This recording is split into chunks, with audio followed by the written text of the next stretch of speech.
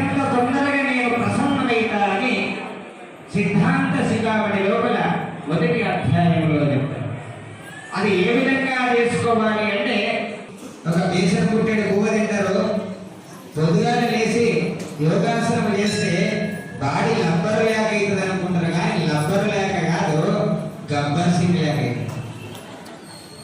అవునా కదా?